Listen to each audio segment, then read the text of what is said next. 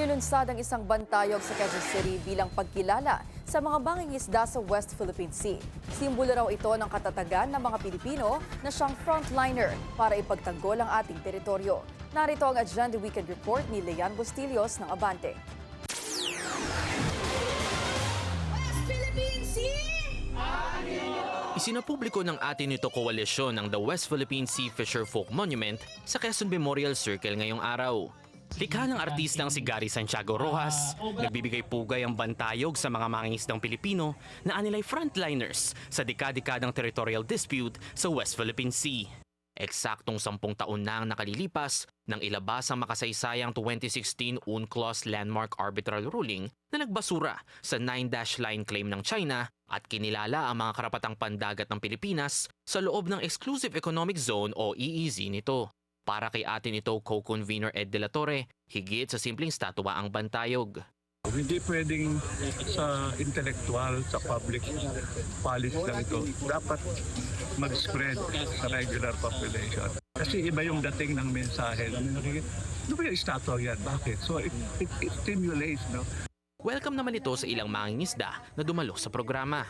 Marami sa mga kasamahan po namin nakasama rito doon sa pambubuli ng mga Chino at may mga ilan na nakaranas din po ng water cannon noong 2023. Talagang binubuli sila na kinukuha yung magagandang huli ng kanilang mga isda at pinapalitan ng kanilang mga produktong noodles.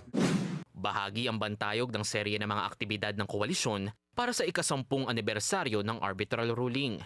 Kabilang ang symbolic sea action sa Subic Bay noong July 6 kung saan 80 fishing boats ang bumuo ng hugis ng watawat ng Pilipinas at na mga salitang WPS atin ito na nilahukan ng humigit kumulang 200 at 50 mangingisda mula sa Zambales. Nagsagawa rin ngayong araw ng West Philippine Sea Parade sa Palawan na dinaluhan ng 2,000 katao, kabilang sina atin ito co-convener at Akbayan Party List National President Rafaela David, Akbayan Representative Percy Sendanya, Palawan Board Member Ferdinand Zabalya at Kalayaan Vice Mayor MP Albayda. Samantala, binigyang diin ni Akbayan Representative Shell Jokno ang kahalagahan ng bantayog kasabay ng nakaraang pahayag ng ilang Chinese scholars na bahagi umano ng China ang Batanes sa pamamagitan ng Taiwan. Nagkain din tayo ng panukala na i-require o gawing mandatory ang pag-aaral tungkol sa ating kasaysayan sa West Philippine Sea, yung ating mga karapatan sa ilalim na international law tungkol din sa West Philippine Sea sa lahat ng mga paaralan natin. Kasabay nito, nagkasari ng Philippine Coast Guard ng National Simultaneous Sounding of Ship Horns sa South Harbor Port area sa Maynila.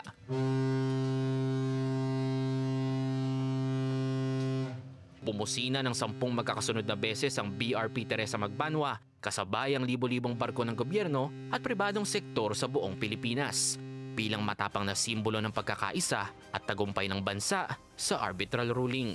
Para sa Agenda Weekend, Leanne Bustillos, Abante.